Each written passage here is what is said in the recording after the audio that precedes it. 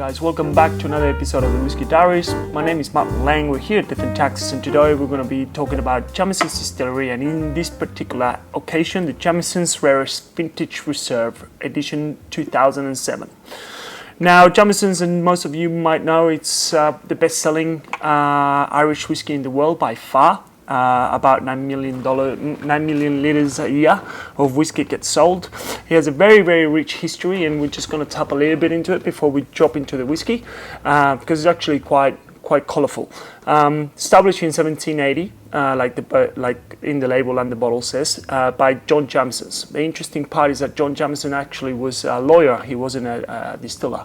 He married Margaret Haig, which she was the oldest daughter of Mr. John Haig. John Haig at the time, in the 1700s, he was a very famous distiller. And then John Jamieson, once he married Haig, he started producing whiskey in a distillery in one of his houses. Now, over the course of the almost 2 centuries, Jamieson's basically was mainly family owned. He all the way to Jamieson, John Jamieson's the fourth. John Jamieson, the original John Jamieson, had actually 16 children, eight girls and 8 sons. So basically, yeah, he loved whiskey, and he started the distillery, and then the distillery get passed on son after son after son, until basically around the 60s they started what it was called the Irish Distilleries United, which they moved all the at that stage. Jamieson has 3 distilleries. They basically united them all, and they moved to the Midleton Distillery. In the nowadays, Midleton Distillery is responsible of not only producing Jamieson's, but stuff like Powers, Redbreast, Paddy's, and so on. They have a few whiskies under their belt. But basically, the original Jamieson Distillery stayed in Dublin and became now it's a whiskey museum, which got a renovation in 2016. Regardless of that, in the 80s, Jamieson got taken. Well, United Distilleries got taken over by Pernod Ricard, and now Jamieson's is part of the Pernod Ricard group.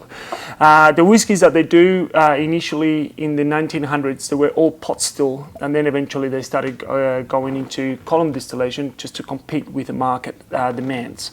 Now, Jamieson in itself is a mix between unmalted and malted barley, and also a mix between column still and pot still whiskies. This Jamieson Rarest Vintage Reserve is actually an incredible whiskey and won countless awards, specifically in 2008 and 2009 Best International Irish Whiskey, and then Best Irish Whiskey as well. So this one in particular is a blend between basically pot still and column still. So the whiskey, it's done by the 4 masters for the different parts of creating a whiskey. And as I said before, I just want to reiterate that the whiskey is produced with a mix of really old grained whiskey from the age anything from 23 to 24 years old, mixed with some younger single pot still whiskies. We have covered in different videos the difference between green and single grain whiskey and single pot Irish whiskey, but basically, single port Irish whiskey is the equivalent of single malt.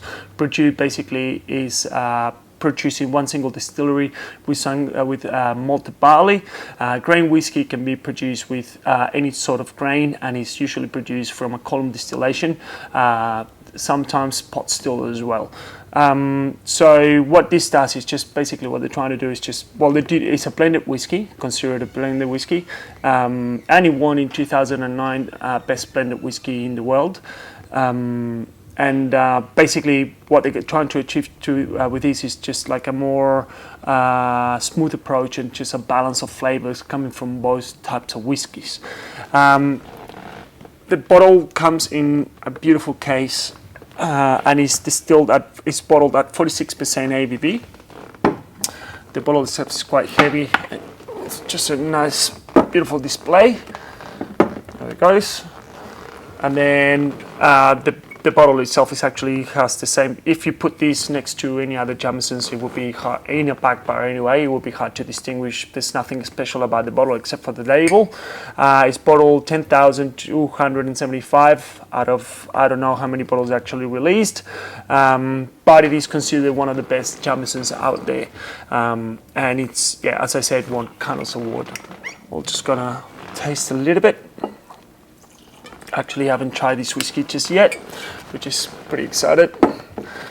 So for what I get on the nose, wow, that's a really fruity and spicy nose. You get definitely a lot of like mangoes and tropical fruits, and then you get like a little bit of cinnamon, a little bit of spice coming through it. But it has a really, it's a very Jameson's nose. Definitely, you can tell that it's a Jameson's whiskey.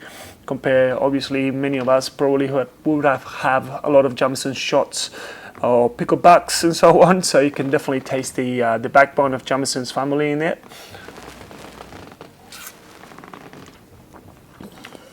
Wow, that is delicious. 46% ABV is quite. It's actually perfect. Really smooth, and it carries on a lot of flavors.